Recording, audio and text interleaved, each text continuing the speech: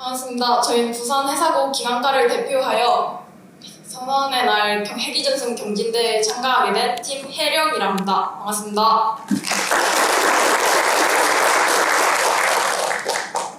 저희는 해운 산업을 지지하는 핵심 인력 한국인을 바다를 떠받치는 산맥 해령으로 좀 더 성장시키고자 합니다.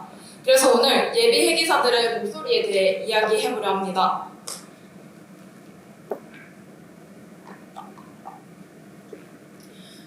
여러분들께 질문 하나 드리겠습니다. 혹시 20년 뒤 대한민국 국적선이지만 선장, 기관장, 답판장 모두 외국인인 상황 생각해 보셨나요?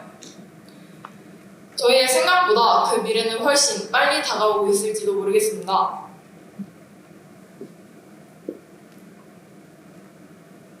저희는 오늘 대한민국 해운업에서 점점 심각해지고 있는 문제인 외국인 선원 증가와 한국인 선원 이탈에 대해 이야기해보려 합니다.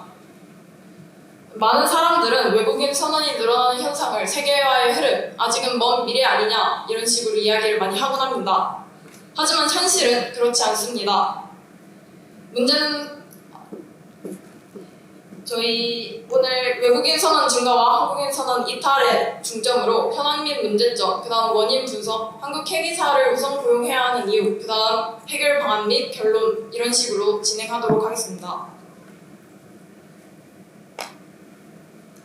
현재 한국인 선원 10명 중 8명이 5년 이내에 이직을 고려하고 있다는 통계가 한국인 선원복지고용센터를 통해 알 수 있는데요. 문제는 단순히 사람이 그만두는 것이 아니라 한국인 해기사가 부족하면 단순히 인력이 부족하지 않고 미래 선장, 기관장, 해기전승의 기반이 약해지는 문제입니다. 이 그래프를 보시면 이제 2019년부터 2023년까지 한국인 선원수는 약 10%가량 감소한 반면 외국인 선원수는 약 15% 증가하였습니다.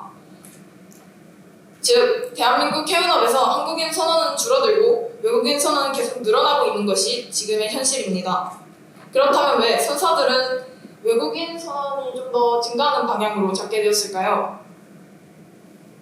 저희는 단순히 임금 문제라고 생각했습니다. 외국인 선원이 한국인의 임금보다 좀 더 낮기 때문에 그런 생각을 하였지만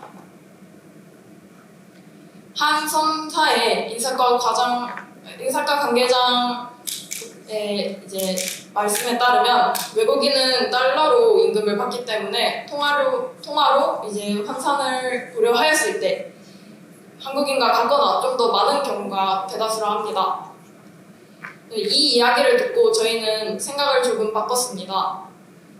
단순히 임금과 같은 논리적인 문제뿐만 아니라 한국인 해기사가 버티지 못하는 구조에 문제가 있을 수도 있겠다는 생각을 하였습니다.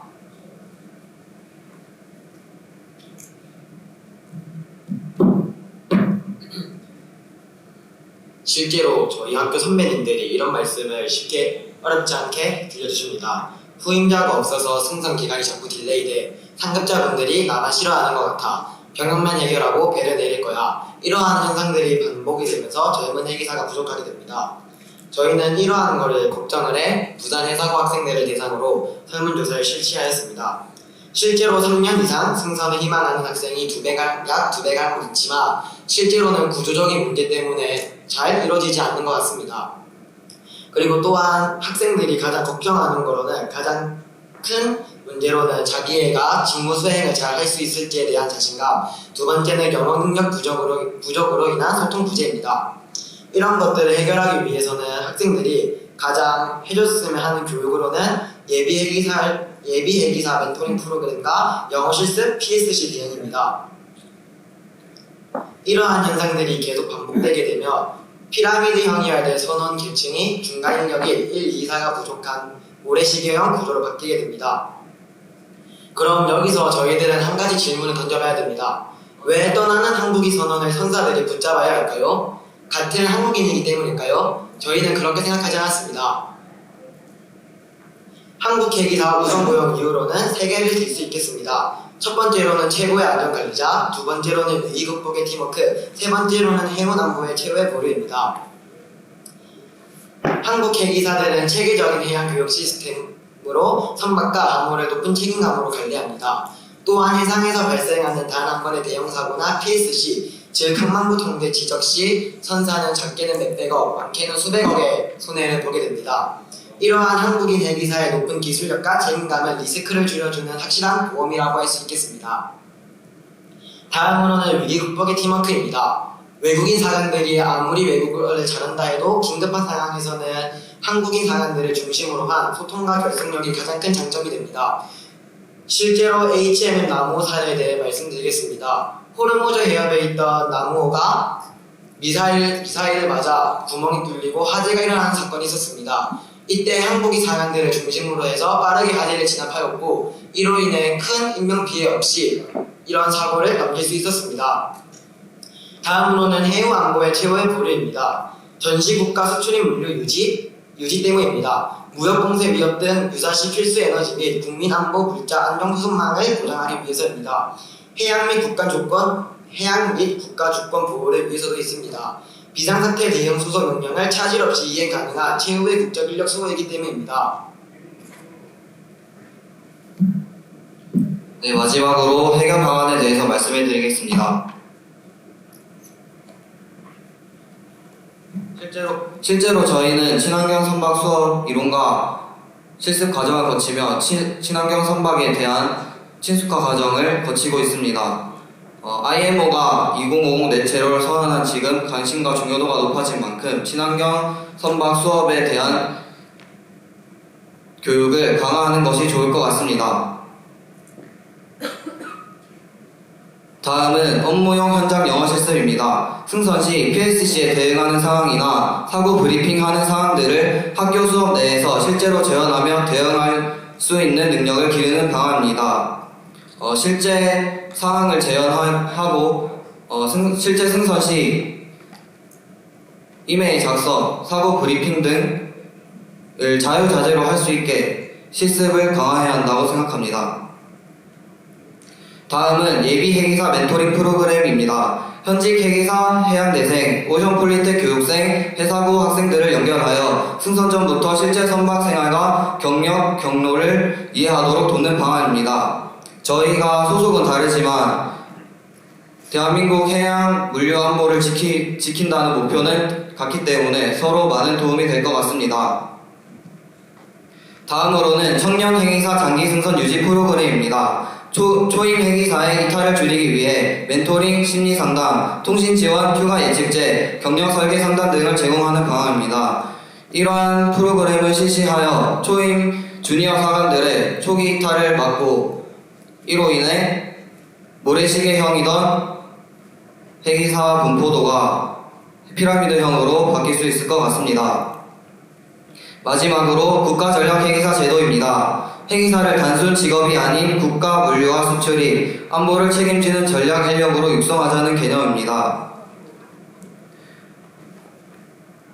해기사를 지속 가능한 전문 인력으로 양성하고 다가오는 친환경 선박, AI 자유운항 선박 시대에 전문 인력으로 양성하는 제도입니다.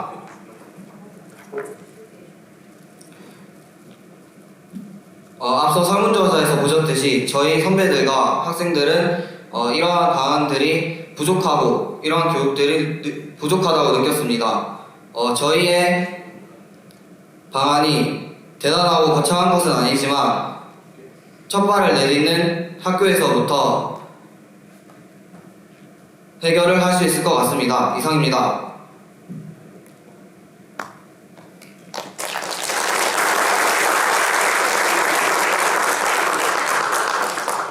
네, 그러면 심사위원께서 질문해 주시기 바랍니다. 예, 심사위원 김군진입니다. 자료 준비하느라 고생 많이 하셨고요. 짧은 시간에 많은 해결 방안들이 나온 것 같습니다. 제일 마지막 해결 방안으로 국가전략 해기사 제도를 제의를 하셨는데 기존에 우리 필수 선박 제도가 있습니다. 필수 국제 선박 제도. 이 제도와 국가 전략 해기사 제도의 차이점과 전략 해기사를 하게 되면 어느 정도 규모로 해야 되는지 한번 생각을 해보셨는지 좀 질문을 좀.